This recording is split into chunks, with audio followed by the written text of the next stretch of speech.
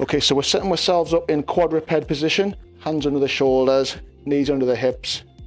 We're going to get some length through the back leg and then the front arm, and then drop back down to that quadruped position. So both limbs moving together, opposite sides. Push the fingertips away, push the heel away, and keep the toes pulled towards you on that back leg.